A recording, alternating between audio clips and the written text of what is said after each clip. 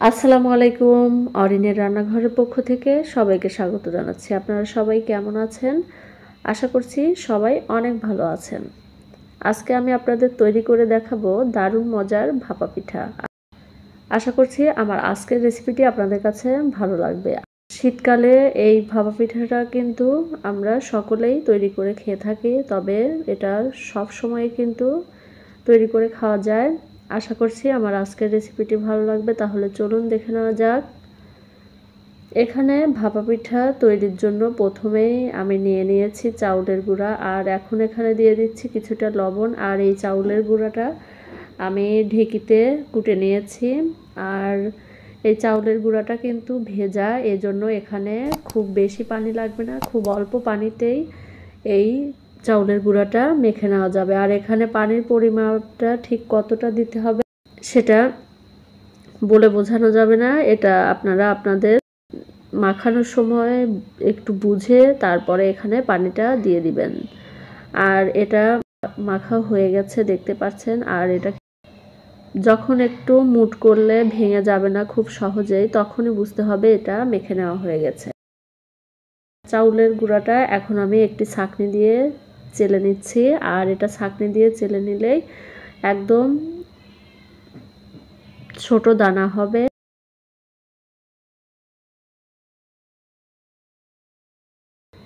এখানে চাউলের গুঁড়াগুলো চেলে নেওয়া হয়ে গেছে। আর এখানে আমি খেজুরের গুড় বা পাটারি আমি এইটা বটি দিয়ে ছোট ছোট করে কেটে নিয়েছি। আর এখন এখানে আমি একটি ভাপা পিঠা তৈরির পাতিল নিয়ে নিয়েছি। এখন এখানে দিয়ে দিচ্ছি কিছুটা পানি। আর এখানে পানির পরিমাণটা কিন্তু একটু বেশি দিতে হবে। এখন আমি এখানে একটি ভাপা পিঠা তৈরি করে দেখিয়ে দিচ্ছি। আর এই ভাপা পিঠাটা তৈরির জন্য আমি এখানে একটি ছোট মাটির সারা নিয়ে নিয়েছি। এখন এখানে কিছুটা চাউলের গুঁড়া দিয়ে দিয়েছি, তার উপর থেকে এখন দিয়ে দিচ্ছি পাটারি। এখন এর উপর থেকে আরও কিছুটা চাউলের গুঁড়া দিয়ে দিচ্ছি। আপনারা চাইলে এখানে নারিকেলও দিয়ে দিতে পারেন, তাহলে খেতে আরও বেশি ভালো লাগে। এখন এটা হাতের সাহায্যে এইভাবে একটু সমান করে দিতে হবে আর একটু চেপে চেপে দিতে হবে, তাহলে ভাপা পিঠার শেপটা ভালো আসবে। এখন আমি একটি নেটের ব্যাগ নিয়ে নিয়েছি। আর এখন আমি একটি ভাপা পিঠা দিয়ে দিচ্ছি। ভাপা পিঠা বানানোর এই পাতিলটা যদি থাকে তাহলে কিন্তু খুবই কম সময়ে এই পিঠাগুলো তৈরি করে নেওয়া যায়।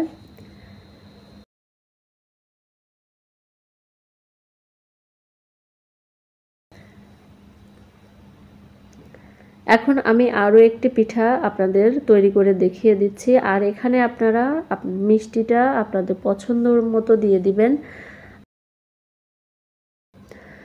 ভাপা পিঠার এই লেয়ারটা কিন্তু আপনারা 3-4টা লেয়ারও দিতে পারেন। আমি এখানে মাত্র একটি লেয়ার দিয়ে দিয়েছি।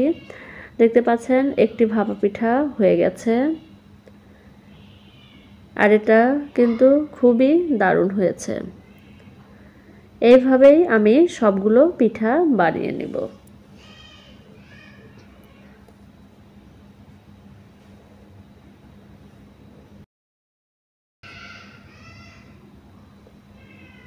দেখতে পাচ্ছেন তৈরি হয়ে গেল খুবই অল্প সময়ে খুবই মজাদার ভাপা পিঠা। আশা করছি আমার আজকের রেসিপিটি আপনাদের কাছে ভালো লেগেছে।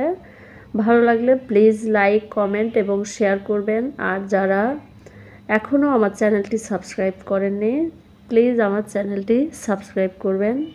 আর যারা অলরেডি সাবস্ক্রাইব করেছেন তাদের অসংখ্য ধন্যবাদ। সবাই ভালো থাকবেন, সুস্থ থাকবেন। সম্পূর্ণ ভিডিওটি দেখার জন্য আপনাদের অসংখ্য ধন্যবাদ। আল্লাহ হাফেজ।